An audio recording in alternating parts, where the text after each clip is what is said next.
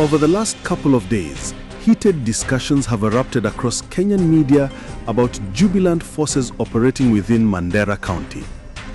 This presence has sparked serious concerns about breached national sovereignty and the threat these forces pose to local communities and national security.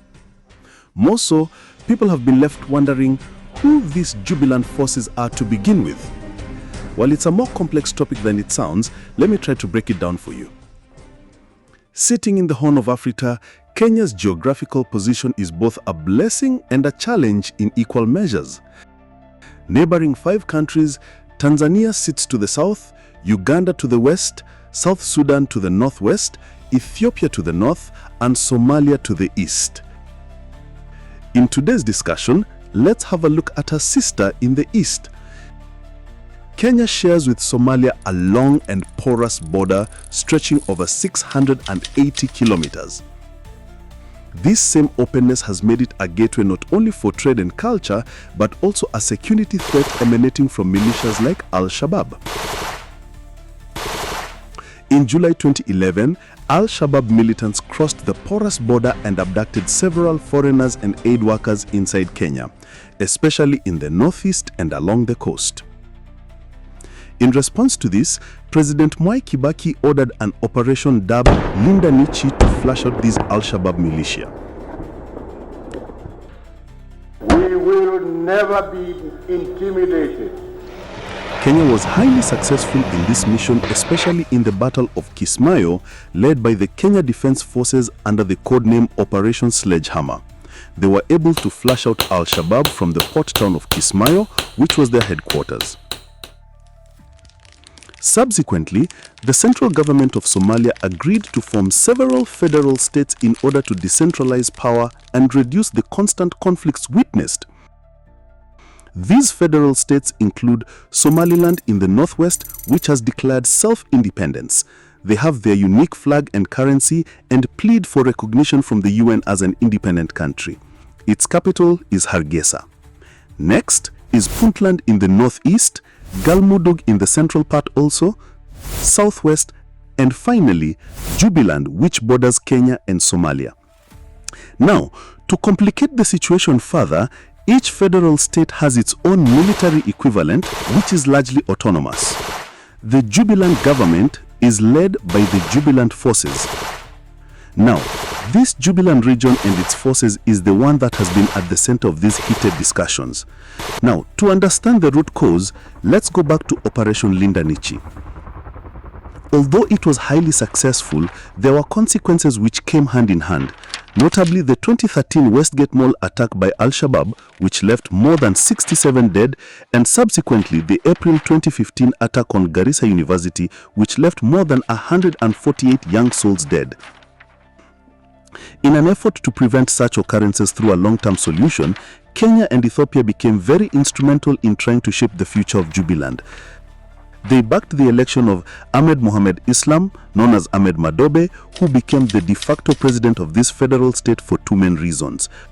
First, he was the leader of the Kamboni Brigade, which helped out KDF in flushing out Al-Shabaab from Kismayo. Second, together with the Jubaland forces, AMISOM and the central government forces, they were helping out in weeding out Al-Shabaab, thus helping in creating a buffer zone from the large porous border with Kenya. These efforts largely bore fruit. Subsequently, the Kenyan government shelved the idea of building the almost 700-kilometer border wall with Somalia, which had already started. Now, let's have a look at the reason why Jubaland forces are in Mandera County. In 2024, the relationship between Kismayo, led by Madobe, and Mogadishu, led by Hassan Sheikh Mohamud, soured, with Mogadishu accusing Madobe of not carrying out a free and fair election in which he had emerged the winner of Jubaland for the 3rd consecutive term. Subsequently, Mogadishu ordered his arrest. Also, in order to trim his influence further, in July 2025, they appointed his major rival, Abdirashid Janan, to be the head of its National Intelligence Service, with plans in motion to further divide Jubaland in order to curb Madobe's influence.